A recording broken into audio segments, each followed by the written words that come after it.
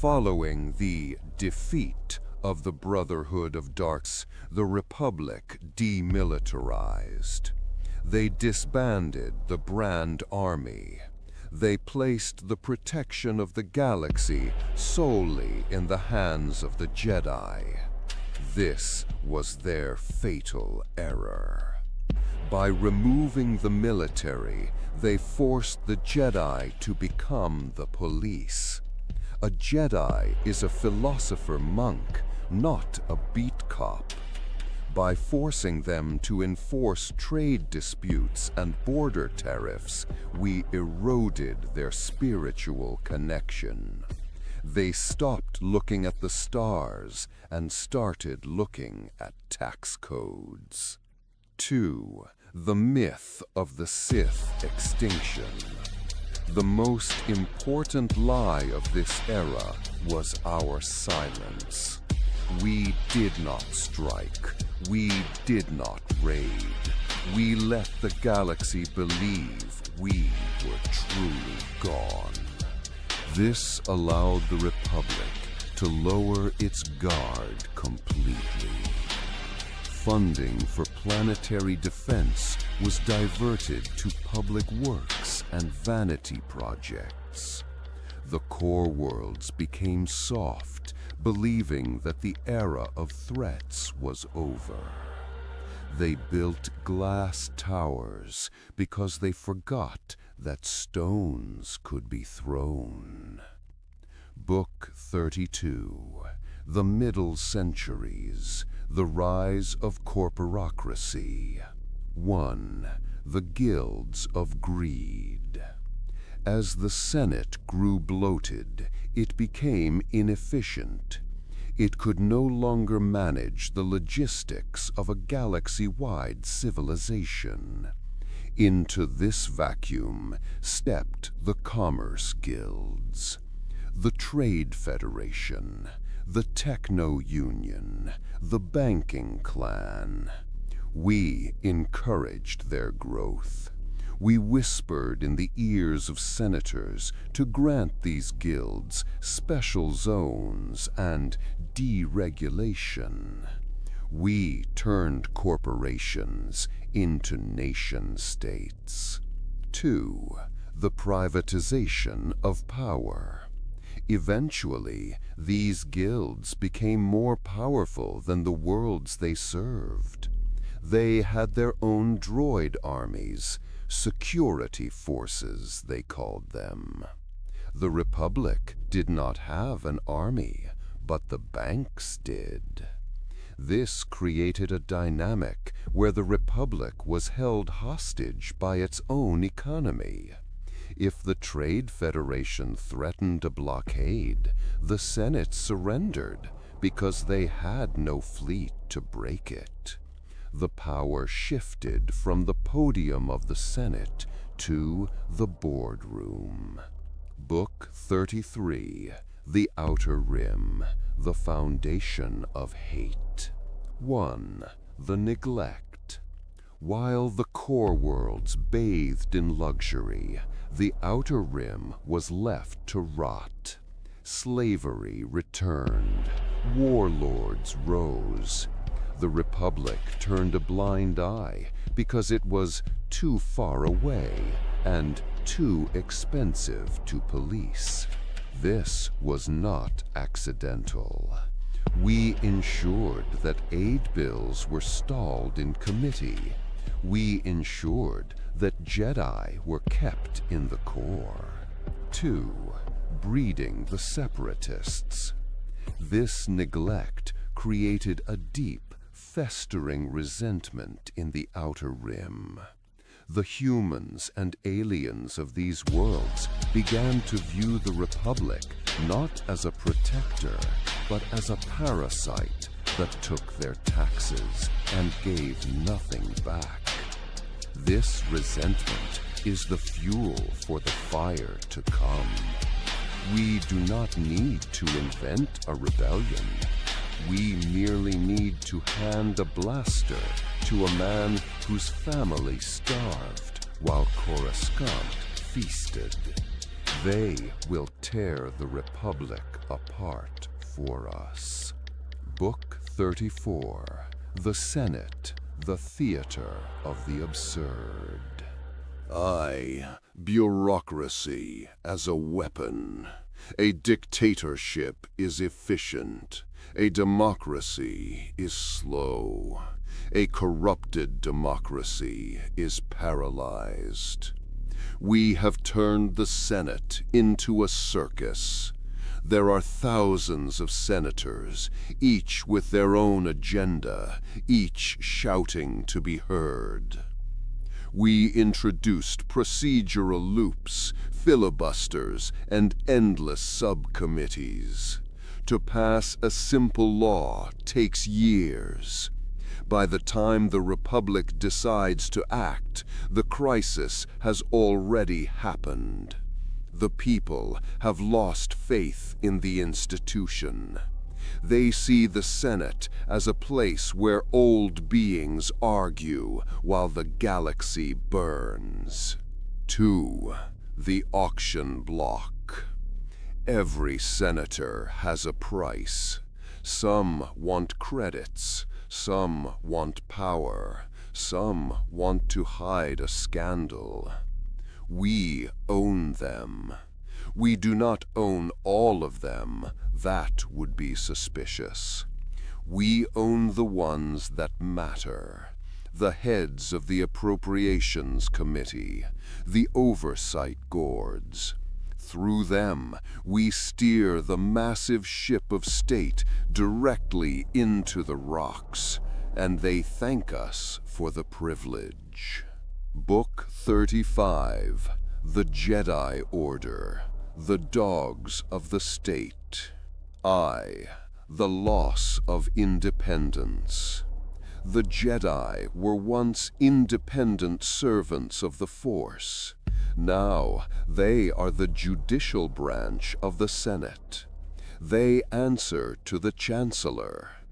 If the Chancellor is corrupt, the Jedi become agents of corruption. They are sent to put down illegal strikes by workers who are merely asking for food. They are sent to protect the assets of the banking clan. The common people no longer look at Jedi with awe. They look at them with fear. They see them as the enforcers of the elite. We have successfully severed the Jedi from the people they are sworn to protect. 2. The clouded vision. Because the Jedi are so entangled in politics, their vision of the Force is clouded. They sense the darkness growing, but they mistake it for political unrest. They think the problem is a rogue senator or a greedy trade baron. They do not see the Sith Lord standing in the shadow of the podium. They are looking at the puppet, not the puppeteer. Book 36, The Prelude, The 0 Hour.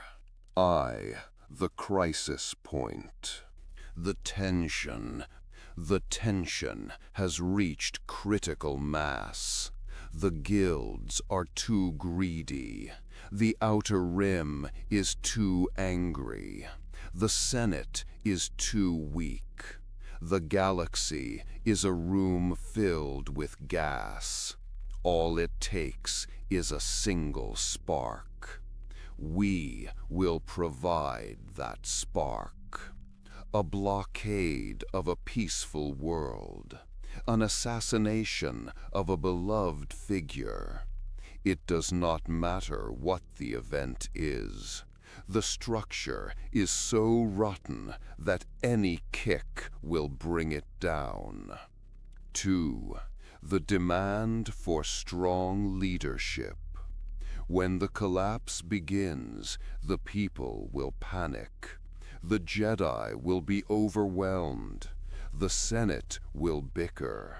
And then a voice will rise. A strong voice. a voice that promises security, a voice that promises to cut through the bureaucracy and act. The people will cheer for this voice. They will applaud as it dismantles the democracy that failed them.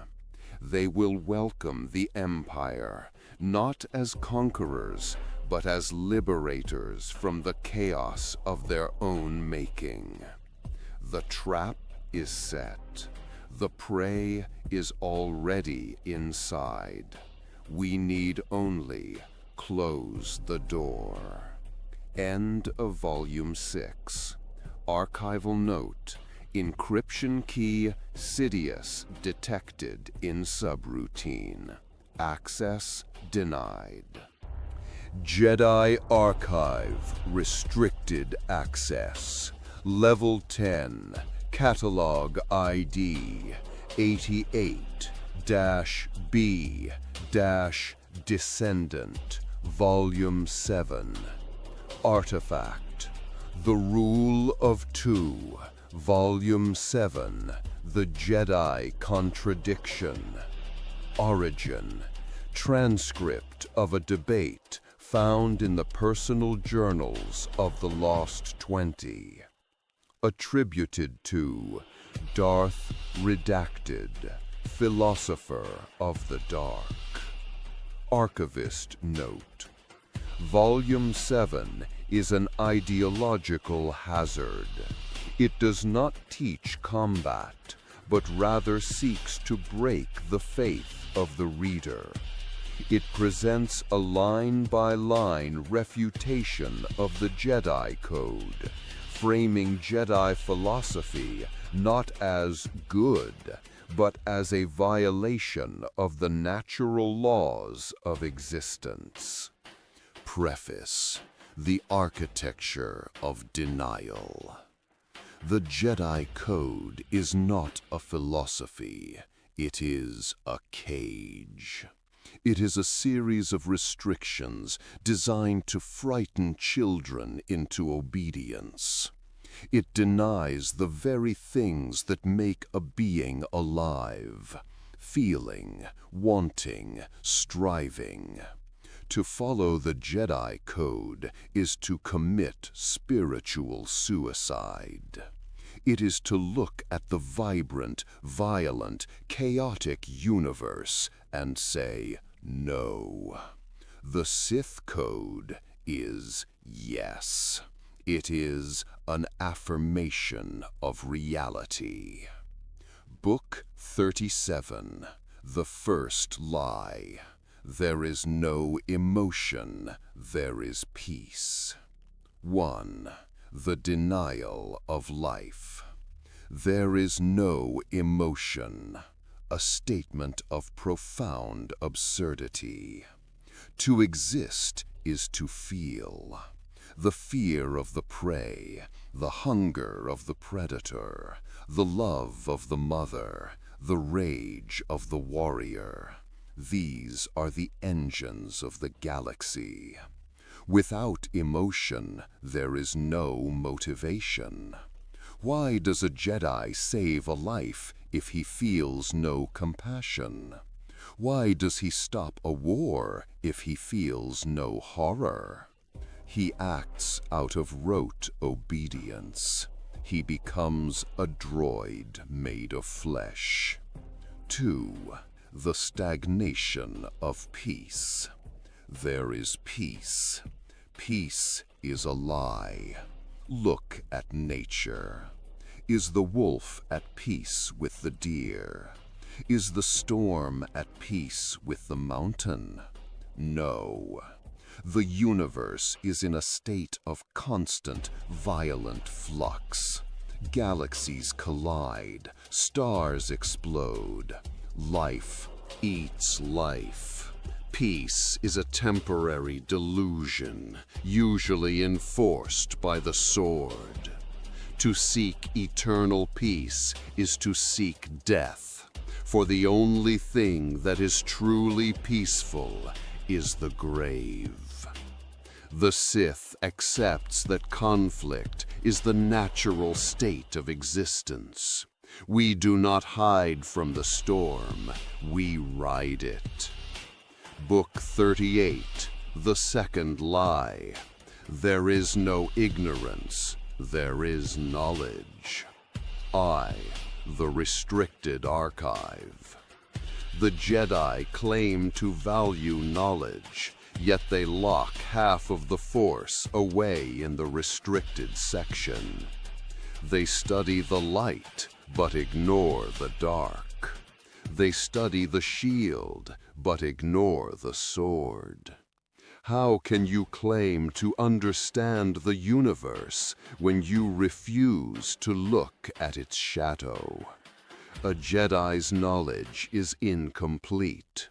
It is sanitized. They teach only what is safe. A Sith seeks all knowledge. We study the poisons as well as the cures. We study the demons as well as the gods. We are not afraid of the truth, no matter how terrible it is. 2. The blindness of dogma. Ignorance is not just a lack of facts, it is the refusal to see. The Jedi are ignorant of their own hypocrisy. They preach non-attachment, yet they cling to the Republic. They preach mercy, yet they carry weapons of plasma. They are blinded by their own dogma, unable to see that they have become the very thing they claim to fight, soldiers of a corrupt system. Book 39, The Third Lie. There is no passion, there is serenity. I, the fire versus the stone. Passion is the fire that drives evolution. It is the desire to be better, stronger, faster. It is the refusal to accept mediocrity. Serenity is the state of a stone. A stone is serene. It does not move. It does not change. It sits and waits for the wind to erode it. The Jedi strive to be stones. The Sith strive to be fire. Fire burns, yes. It destroys. But it also creates energy. It clears the dead wood to make room for new growth. A civilization without passion is a civilization in decline. 2. The power of love and hate. The Jedi lump love and hate together as dangerous. They are fools.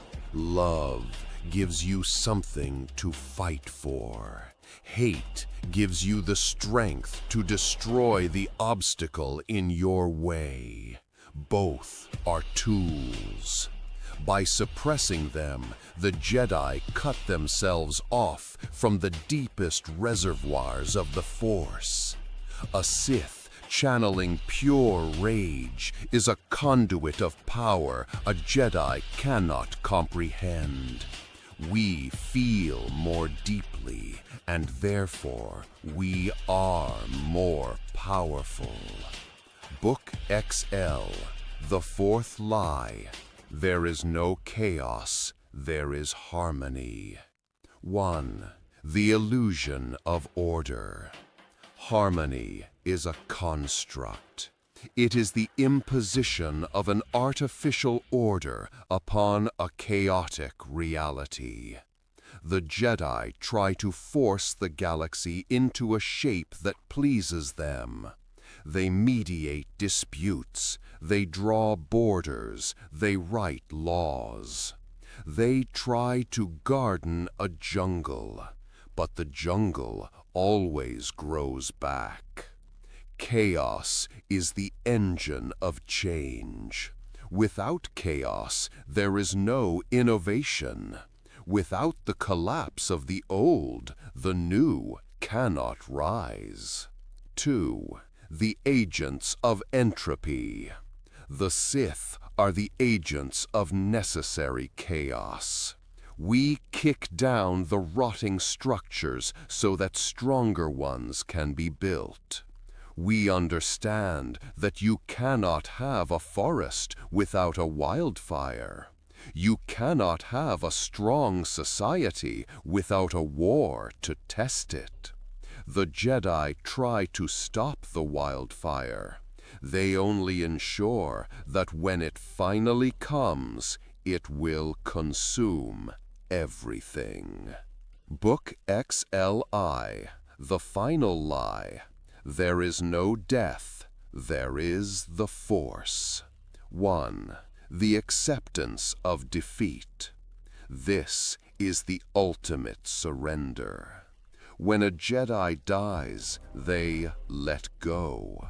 They allow their consciousness to dissolve into the cosmic soup of the Force. They lose their name, their memories, their self. They call it transcendence. It is annihilation. 2. The will to remain. The Sith refuses to go quietly into the night. We value the I. I am, I want, I will. Why spend a lifetime accumulating power and wisdom only to throw it away at the moment of death? We fight for immortality. We fight to retain our identity. To die is to lose the game. We intend to win. Book XL42, The Synthesis, The Sith Code. I, the truth, contrast their lies with our truth. Peace is a lie. There is only passion. We accept reality as it is, a struggle. Through passion, I gain strength. We use our emotions as fuel. Through strength, I gain power. We convert that fuel into tangible agency. Through power, I gain victory. We achieve our goals. Through victory, my chains are broken. We achieve the ultimate goal, freedom. The Force shall free me. 2. The broken chains. The Jedi are chained by their code. They are slaves to the Council, slaves to the Senate, slaves to the will of the Force. The Sith is free. We serve no one but ourselves. We do not ask the Force for permission. We command it. We break the chains of morality, of expectation, of mortality itself. The Jedi serve the Force. The Sith are the Force. End of Volume 7. Archival Note. Morale suppression field activated. Do not read further. Jedi Archive. Restricted access. Level 10. Catalog ID 88-DSC-Vol 8. Artifact. The Rule of Two. Volume 8. The Lost Lords. Origin. Fragmented data, crystalline structure, recovered from the asteroid field of Roche. attributed to Darth Redacted, Keeper of the Dead. Archivist Note: Volume 8 chronicles the lives of Sith Lords who do not appear in standard Jedi histories. These figures operated in total secrecy. Their existence proves that the 1,000 years of peace was, in fact, 1,000 years of silent preparation. Preface: The Hollow of Fame. The Jedi seek to be remembered. They build statues in their temple. They record their deeds in the great HOLOCRON. They want their names to be spoken with reverence by future generations. The Sith cares nothing for fame. Fame is a liability. Fame is a target painted on your back. The greatest Sith Lords are those whose names were never whispered, even in the shadows. They lived, they conquered, and they died in silence, content in the knowledge that they had pushed the grand plan 1 centimeter closer to the edge. This volume honors the ghosts.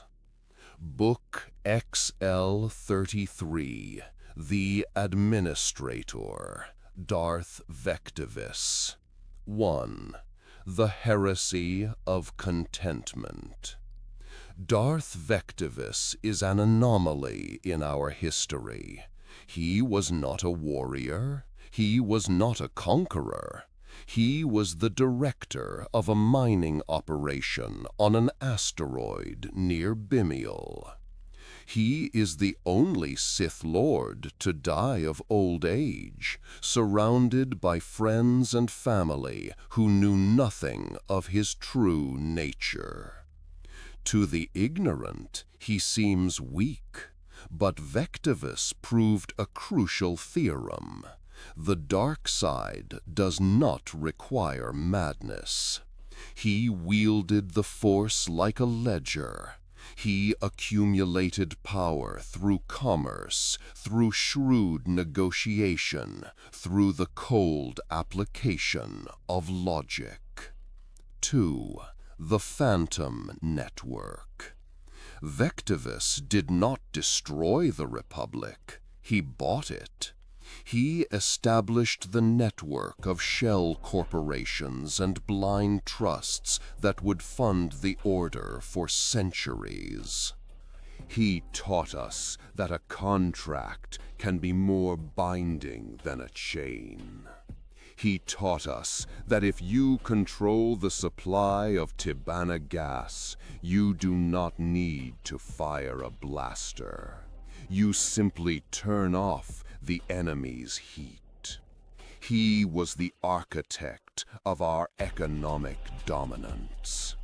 Book XL, The Scientist, Darth Ramage. I, The Physics of Hate. Darth Ramage was a scholar of the impossible. While others studied the Force, he studied the fabric of reality itself. He believed that the Force was merely a variable in a larger equation of time and space. He conducted experiments on the nature of time dilation within the core. He sought to create time locks, pockets of reality where a Sith could train for a decade in the span of a single day. 2. The Malachor experiments. His research was dangerous. He nearly unmade himself on Malachor V, attempting to harness the gravity of the mass shadow generator. Though he failed to master time, His failures birthed the technology of the interdictor cruisers.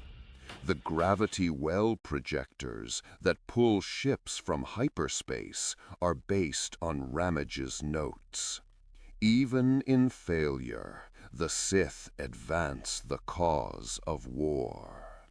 Book XV, The Savior, Darth Bane.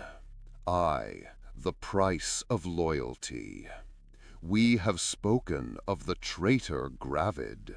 Now we speak of the one who stopped him. Darth Bane was an apprentice when her master went mad. She was not ready to ascend. She had not completed her training. Yet, when Gravid began to burn the lore, she did not hesitate. She fought him with bare hands and a half-constructed lightsaber. She took a blade through the chest and still drove her thumbs into his eyes. 2. The Broken Link. Bane spent the rest of her life in an envirosuit, her body shattered by the battle. She had to relearn the ways of the Sith from scraps. She is the reason we exist. She represents the ultimate resilience of the lineage. She taught us that the rule of two is not just about power. It is about stewardship. We are the custodians of a flame that must never go out. Book X6, The Hedonist, Darth Guile. I, the Poisoned Cup. Dark but natural, deep manifesto-like tone. Dark and subtly evil, like an ancient Sith Lord from Star Wars. Uncaring, like this is a waste of time. Darth Guile was a creature of the Senate. He was handsome, charismatic, and utterly depraved. He did not hide in caves. He lived in the highest spires of Coruscant. His weapon was blackmail. He hosted the most lavish parties in the Corps, attended by senators, admirals, and Jedi. He recorded everything. Every illicit affair, every bribe, every moment of weakness. 2. The Spider's Web. Guile did not use the Force to control the Senate. He used shame. He owned the secrets of half the galaxy. He taught the lineage that everyone has a vice. If you can find a man's vice, you own his soul. He turned the Republic's morality against itself, proving that the virtuous leaders of the galaxy were nothing but hypocrites waiting for permission to sin. Book XL7, The Designer, Darth Tenebris. I, the Bith Intellect. Darth Tenebris possessed a mind that operated on a plane beyond most organic beings. He saw the galaxy as a complex machine. He calculated the grand plan down to the decimal point. He predicted the rise of the Chosen One, the fall of the corporations, and the inevitability of the Clone Wars, not through prophecy, but through statistical analysis. 2. The Maxichlorians. Tenebris sought to engineer the Force itself. He identified the Maxichlorians, the hypothetical consciousness of the Force. He sought to infect the Force with a virus of his own design, to prevent the Jedi from sensing the growing darkness. Though he was eventually outmaneuvered by his apprentice, as is the way, his designs laid the blueprint for the final victory. He built the ship. His successor merely took the helm. Book XL 48, The Nameless, The Interstitial Lords. The gaps in history. There are gaps in the timeline, periods of 50 or 60 years where the Jedi record shows nothing. No dark side incidents, no mystery attackers. These are the reigns of the Nameless, the lords who did absolutely nothing but train. 2. The discipline of silence. To have the power of a god and do nothing is the hardest test of all. These lords spent their entire lives perfecting a single technique, or hoarding credits, or simply waiting. They sacrificed the satisfaction of action for the purity of the plan. They are the mortar between the bricks. Without them, the wall would have crumbled. They prove that patience is the sharpest blade of all. End of Volume 8. Archival note. Data corruption eating remaining sectors. Recovering Volume 9. Jedi Archive Restricted Access. Level 10 Catalog ID 88-Descendant Volume 9. Artifact The Rule of Two Volume 9 The Architecture of Fear.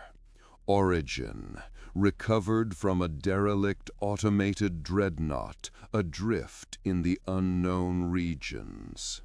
Attributed to Darth, Grand Admiral of the Sith. Archivist note. Volume 9 details the Tarkin Doctrine centuries before Tarkin was born. It outlines the transition from a hidden order to a galactic empire ruled by the threat of overwhelming force. It contains theoretical schematics for planetary-scale weaponry. Preface: The Calculus of Obedience. Why do beings obey laws? Is it out of respect? Is it out of love? No. These are fragile motivations. They shatter under pressure. The only universal motivator is fear. Fear is the oldest emotion. It is hardwired into the brainstem of every sentient creature in the galaxy. To rule the galaxy, the Sith must become the architect of its nightmares. We must build a structure of terror so imposing that the mere thought of rebellion causes the spirit to break. Book XL, The Doctrine of the Threat. Rule by Fear. 1. The Economy of Violence. It is inefficient to kill everyone who opposes you. It wastes ammunition. It wastes labor. True power is not the act of destruction. It is the threat of destruction. If you destroy a city, you have a pile of rubble. If you threaten to destroy a city and the people believe you, you have a city of slaves who will work twice as hard to keep you happy. 2. The visibility of power. For 1,000 years we have hidden, but when the time comes to rule, we must be visible. Our power must be undeniable. We must build ships that block out the sun. We must build stations that look like moons. The galaxy must look up at the sky and feel small. The architecture of the Empire must scream dominance. A Star Destroyer is not just a warship. It is a psychological weapon designed to crush hope before a single turbolaser is fired. Book L, The Planet Killers, Superweapon Theory. 1. The Ultimate Silence. The lightsaber is a duelist's weapon. It kills one man. The Sith require weapons that kill worlds. The ancient Sith built the mass shadow generator.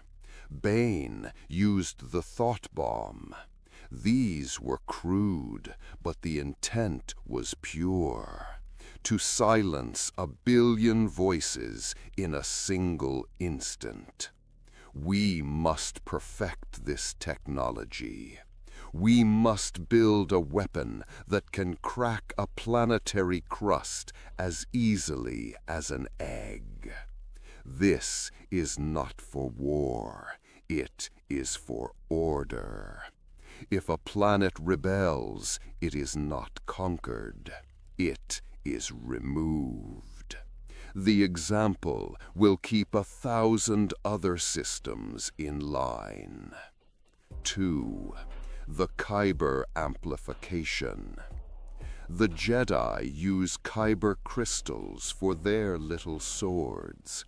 They do not understand the crystal's true potential. A giant Kyber crystal, properly stimulated, produces energy output comparable to a star.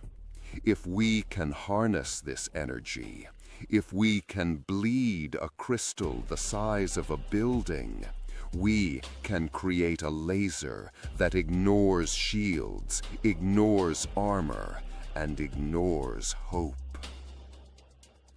Book Li, The Plague of the Mind, Biological Terror. 1. The Targeted Culling. Blasters are messy. Viruses are clean. Our alchemists have been working on pathogens that target specific genetic markers. A virus that kills only Wookiees. A plague that affects only those with high midichlorian counts. This is the silent knife. We can purge a species or a political faction without ever landing a trooper. We can hold an entire planet hostage with a vial of blue liquid. 2. The fear of the invisible. The psychological impact of a plague is far greater than an invasion. You can shoot a stormtrooper. You cannot shoot a fever. By releasing a limited plague and then withholding the cure, we position ourselves as the masters of life and death. The population will not fight us. They will beg us to save them, and we will, for a price. Book Li, The Symbolism of the Mask, Dehumanization. 1. The Face of the State. A leader must not be a man. Men are fallible. Men age. Men have eyes that show doubt. The Sith Lord must be an icon. We wear armor not just for protection, but for erasure. When you put on the mask, you cease to be a person. You become the state. You become the law. 2. The Faceless Legion. This principle applies to our armies.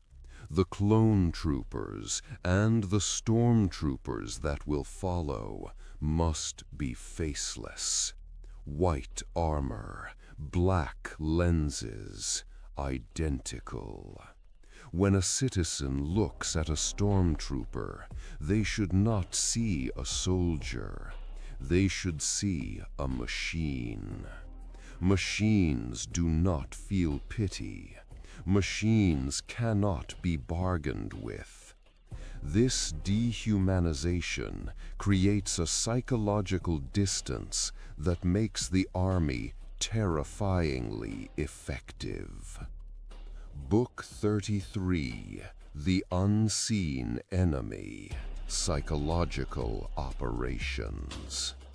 1. The Paranoia State. To prevent rebellion, you must destroy trust. We must create a society where everyone is a spy. The child informs on the parent. The neighbor watches the neighbor. We will establish bureaus of loyalty that reward citizens for reporting sedition. When a man is afraid that his own wife is listening to his whispers, he will not rebel. He will not organize. He will stay silent. 2. Gaslighting the galaxy. We will control the news. We will control the entertainment. We will create a reality where the Empire is the only source of truth. If a massacre occurs, we will report it as a mining accident. If a hero rises, we will paint him as a terrorist. If you repeat a lie often enough and silence anyone who contradicts it, it becomes the truth. Book 54, The Final Sanction, Base Delta Zero. 1. The Glassing. There is a point where a population is too corrupted by freedom to be saved. In these cases, we do not occupy. We sterilize. Base Delta Zero. The naval code for the complete orbital bombardment of a planetary surface. We melt the ice caps. We burn the atmosphere. We turn the surface into molten glass. 2. The Peace of the Graveyard. This is the ultimate expression of the rule of two applied to a population. If the apprentice, the subject, cannot serve the master, the empire, the apprentice is destroyed. We do not do this lightly, but we must be willing to do it. The galaxy must know that our mercy is conditional, but our wrath is absolute. Better to rule a galaxy of graveyards than a galaxy of chaotic dissent. End of Volume 9. Archival note. Only one file remains. Decrypting Volume X. Jedi Archive, restricted access. Level 10 Catalog ID 88B Descendant Volume 10.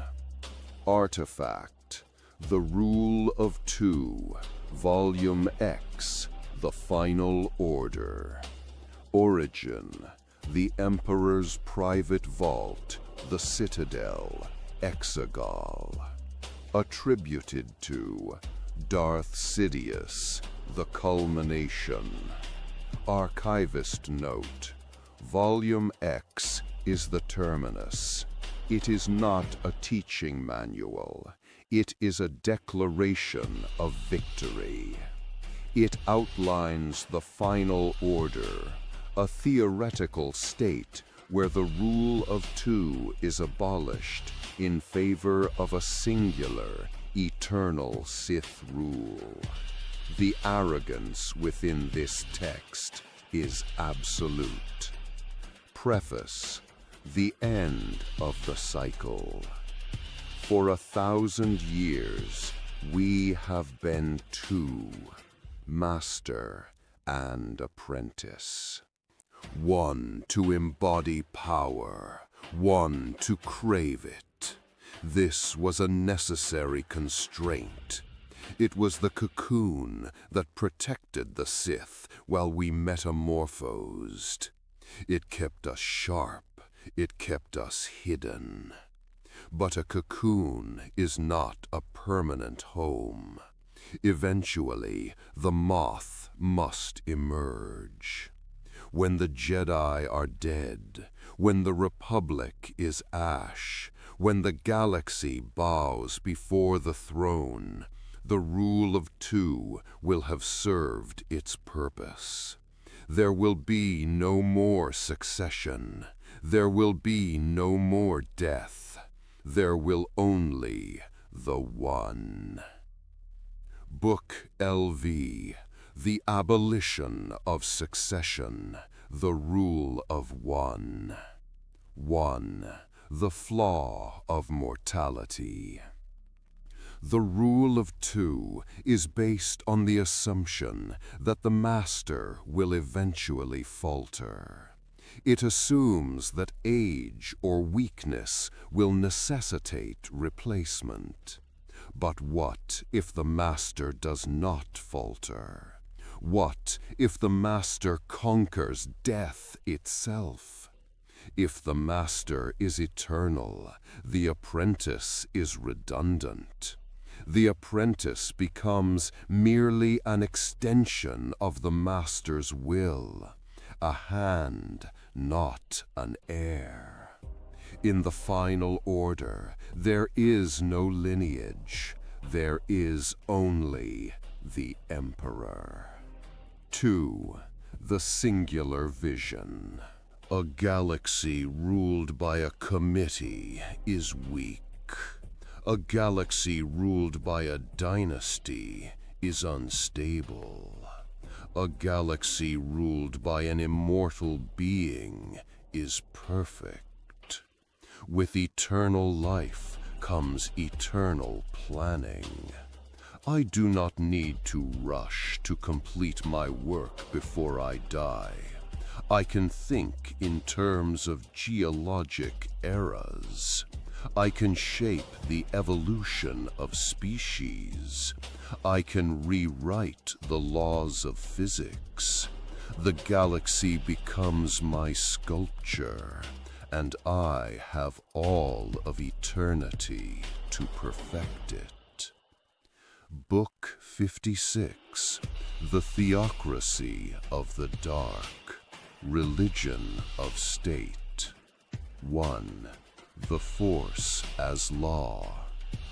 Under the Republic, the Force was a religion for a few thousand monks. Under the Final Order, the Force is the law.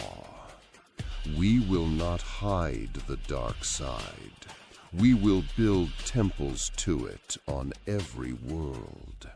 We will teach the galaxy that strength is the only virtue, and mercy is a sin. We will rewrite the moral code of civilization. Children will not be taught to share.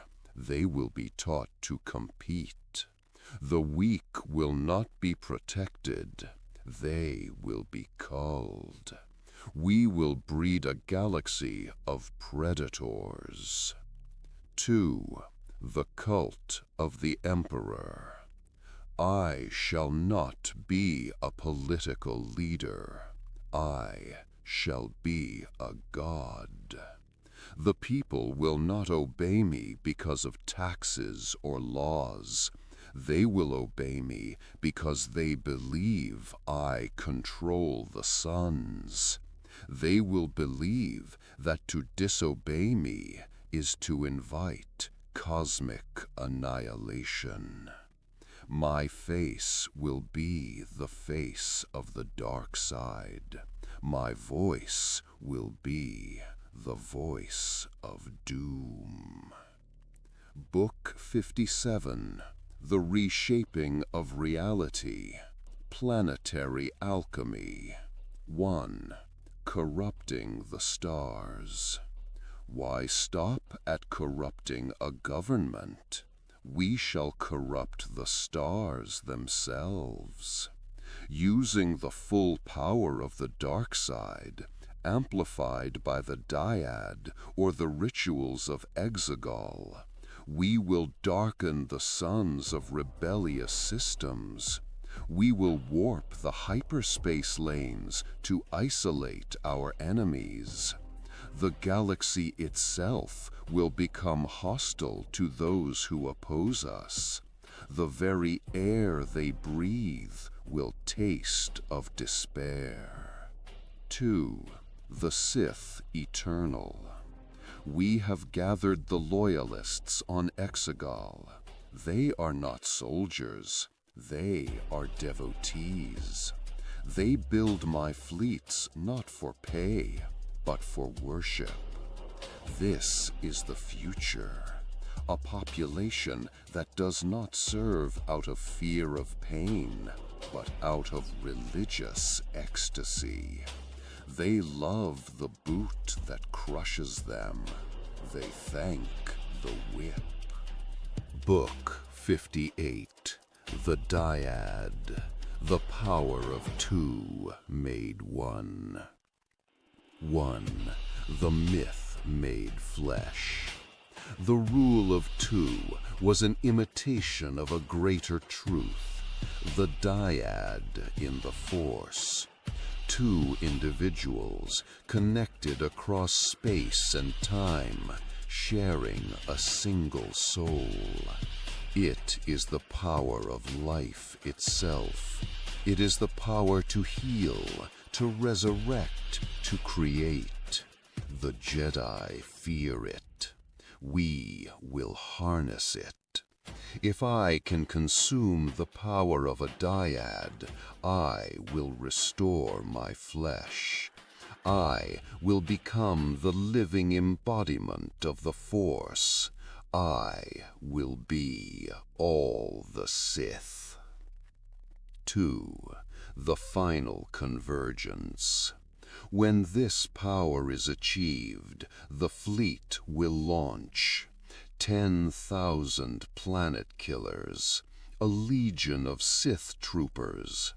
We will not conquer the galaxy system by system. We will strike everywhere at once. In a single day, the free galaxy will cease to exist.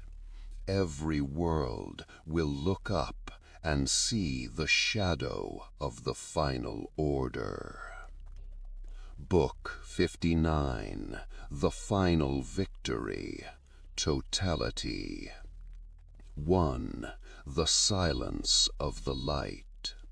The Jedi will be a memory, a myth whispered by fools.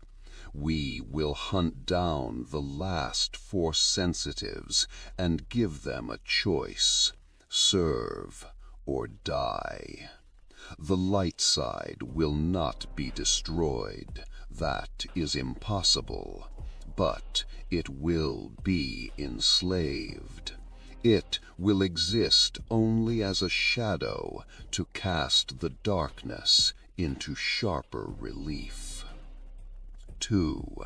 The eternal night. There will be no sunrise.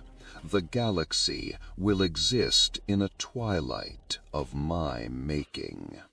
Order, security, silence.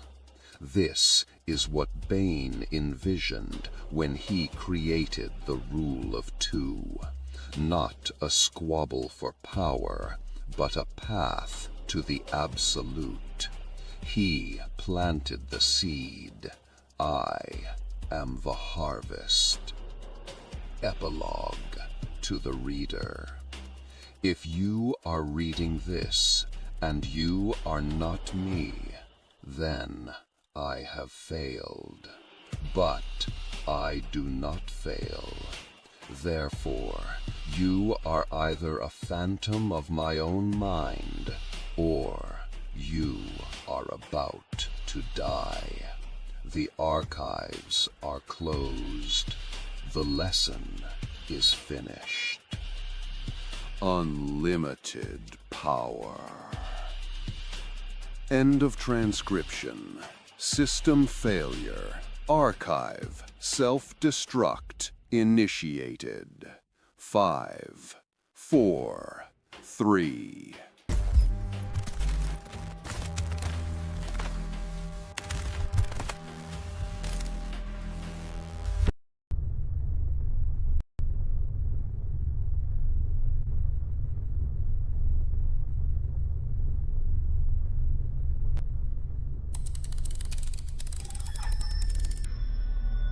Identity verification, Dorak, Master of the Jedi Council, Keeper of the Dantooine Archives, timestamp 3951 BBY. Condition critical. If you are accessing this record, then the Enclave has fallen. The Sith Triumvirate, the assassins in the dark, they have finally come for the last of us. For decades, I have sat amongst these shelves, cataloging the history of the Republic. I have watched Padawans become knights, and knights become corpses. And now, the High Council on Coruscant has requested one final entry.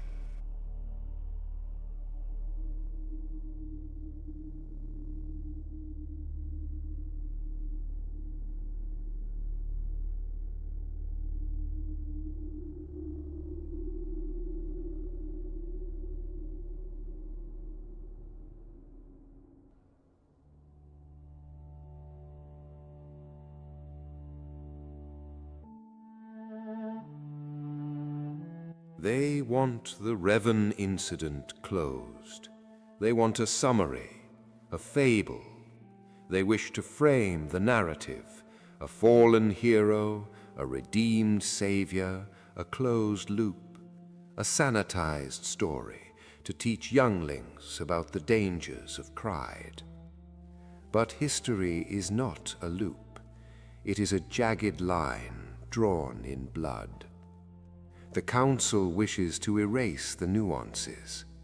They wish to ignore the woman who walked beside him, General Mitra Surik.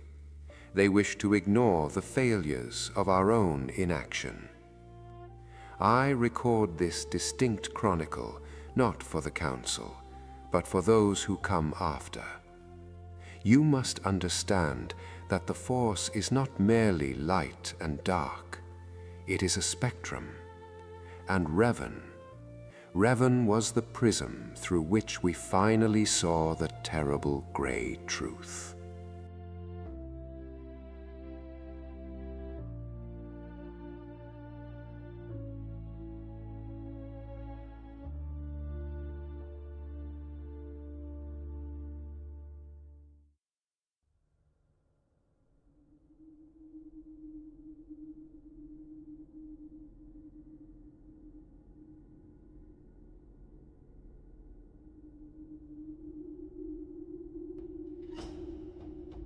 To know Revan, you must first know the fire that forged him, the Mandalorians.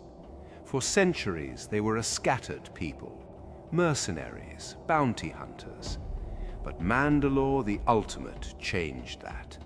He did not want credits, he wanted a legacy. He united the clans under a single Neo-Crusader banner. They were not merely conquering worlds, they were testing the galaxy's resolve. They burned the Outer Rim, world by world, waiting for the Republic to stand up, waiting for the Jedi to ignite their sabers. And we did nothing.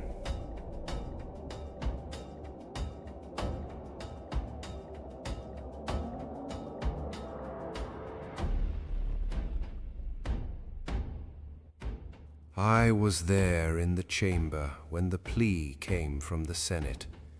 Master Rook argued, correctly, technically, that the Jedi serve the Force, not the Republic government. He sensed a darker threat behind the Mandalorians, a shadow in the unknown regions. He insisted that if we committed the Order to this war, we would leave the galaxy vulnerable to the true enemy. The Jedi sit in their tower and speak of balance? Tell that to the people of Sirocco. The Mandalorians didn't just bomb the military bases. They nuked the population centers.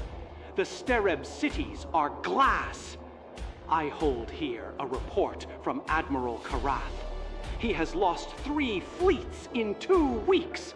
He isn't asking for Jedi wisdom, Master Vrook. He is asking for Jedi swords. If the Order does not intervene, there will be no Republic left to protect. You speak of the dark side clouding your vision. Look out the window. The smoke from the Outer Rim is visible from here. We dismissed Corden as a warmonger. We told ourselves that he was a politician, concerned only with borders and trade routes, while we were concerned with the balance of the cosmos. It is a comforting lie, isn't it, to believe that inaction is a form of purity? But listen to his voice again. That is not greed, that is terror. The Republic looked to us as guardians, not just of the Force, but of them. When we refused to fight, we did not preserve the peace. We merely outsourced the violence to those ill-equipped to handle it.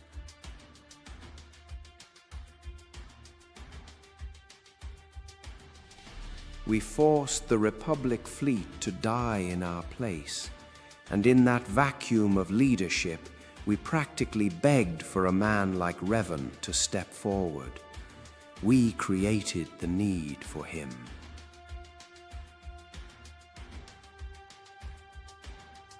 The turning point was Cathar, a world of warrior poets.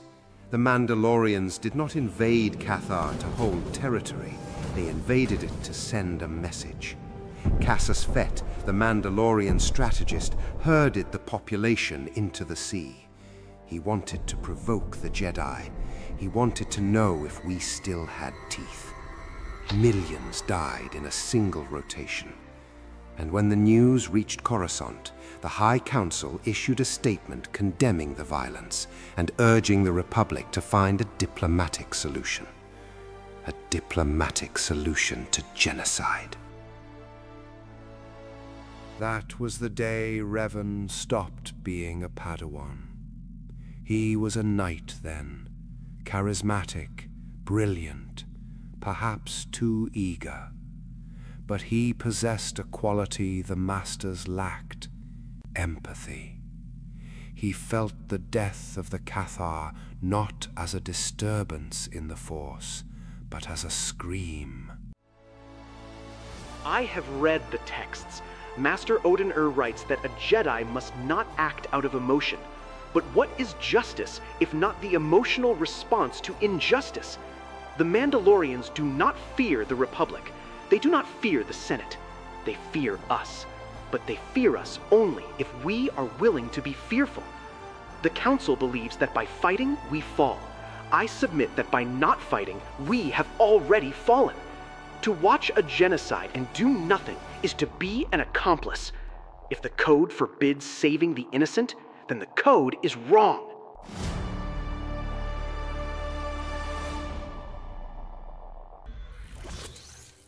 It is a seductive argument. Justice. We all desire justice. To hear a knight speak so passionately about saving lives, it stirs the blood.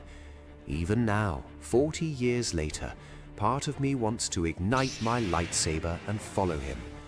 But this is the trap Revan did not see.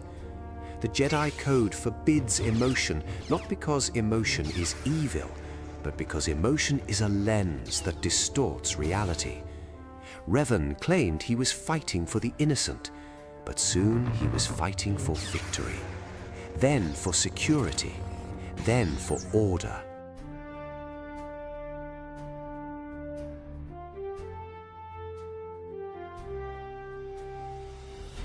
He began to speak, quietly at first, then with the force of a gravity well.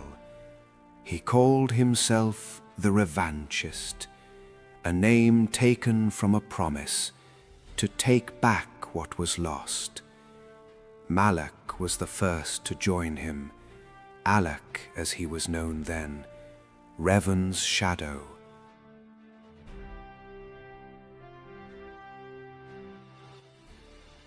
And there was another, Mitra Surik. The Council has tried to erase her from this history, but I will not allow it. She was not a firebrand like Revan. She was a healer, a stabilizer. She joined the Revanchists not because she loved war, but because she could not stand to watch the suffering. Revan led the movement. Surik bound it together.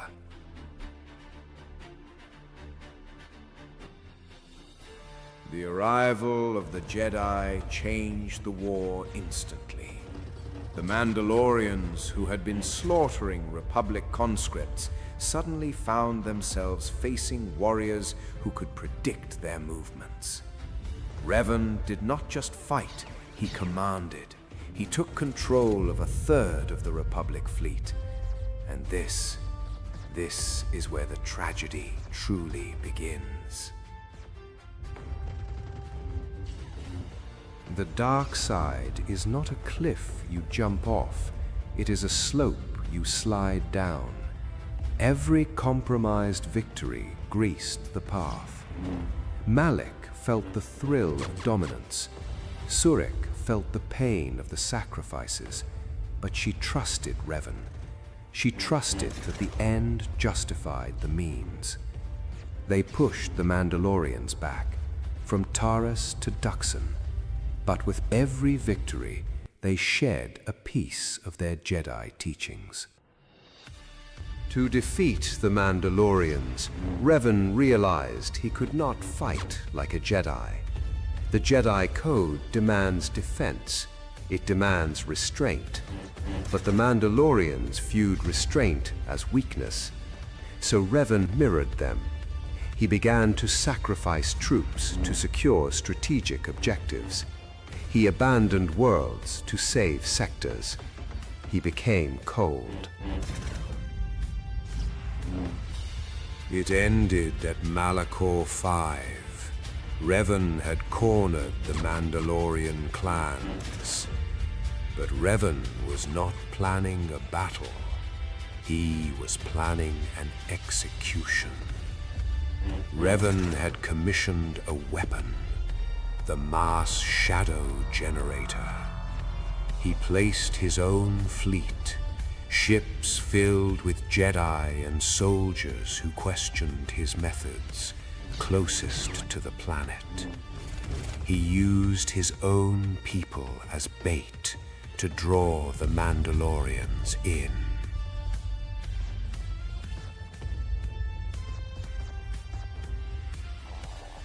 General Revan. The Mandalorian fleet is closing in on Sector 4. They've taken the bait. But sir, the 5th Fleet is still in the kill zone. Those are our men. We need time to evacuate. Mandalore will sense the trap. They must remain engaged. Sir, if you activate the generator now, you'll wipe out our own ships. You're talking about sacrificing 10,000 Republic soldiers. I am talking about ending a war that has killed billions. Hold the line, Commander. That is an order.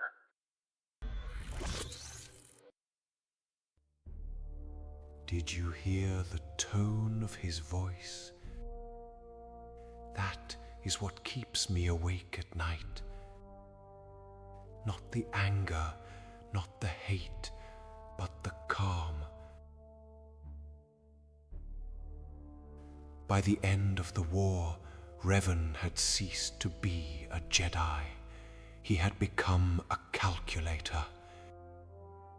He looked at the 5th Fleet, 10,000 living, breathing souls, and he saw them only as ammunition. This is the ultimate danger of the utilitarian path.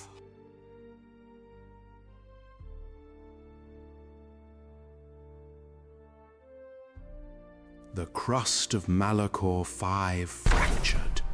The death scream was so loud in the Force that it killed Jedi Masters light years away. And Surik, poor Mitra Surik, she was at the epicenter. To survive the psychic shock, she did the only thing she could. She instinctively severed her own connection to the Force. She blinded herself to the universe to stop the pain. Revan descended to the surface. He found Mandalore the Ultimate, broken and dying. He took the mask of the Mandalore, the symbol of their people, and he claimed it. But he did not stop there. Malachor V was an ancient Sith world. Revan had found what Vrook had feared. He found the teachings of the true Sith. He realized that the Republic was too weak to survive what was coming from the unknown regions.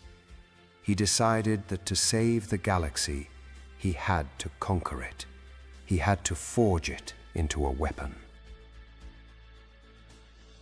They vanished into the unknown regions, claiming to hunt the remnants of the Mandalorians. The revanchist died on Malachor. Darth Revan was born from the ashes.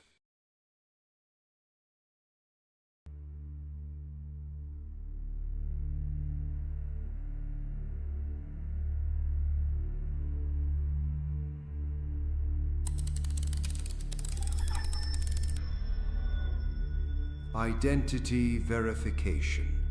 Dorak, Master of the Jedi Council, Keeper of the Dantooine Archives. Timestamp 3951 BBY. Condition critical. The previous record, entry 001, chronicled the moral collapse at Malachor V. The Council, consumed by the illusion of victory, believed the greatest threat was dead. They celebrated the end of a war, but they failed to see the forging of a weapon. I continue this record today, not from fear, but from the duty to document the contagion. The hero we mourned has returned as the enemy we created. This entry must expose the true architect of the conflict, the Rakatan Infinite Empire. We must understand the dark science Revan used to conquer our worlds. For only by knowing the genesis of the wound can we hope to excise the infection.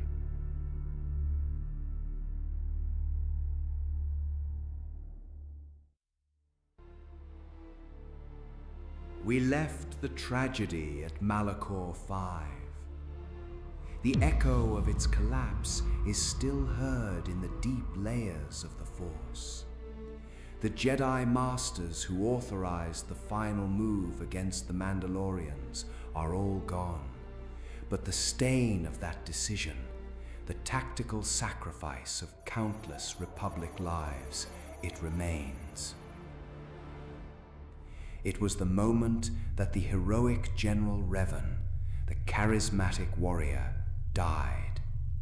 But history is not interested in endings. It is interested in consequences. The Jedi Order, relieved of the immediate military threat, convinced itself the crisis was over. The movement Revan started did not return to the fold. Convinced by his logic, they disappeared with him into the unknown regions, seeking the true Sith threat. Only one Jedi returned to face the Council, Meetra Surik. For abandoning the Jedi Code and daring to fight when her masters would not, she was met not with commendation, but with judgment. The Republic cheered. They held parades. They thought peace was secured. They were wrong.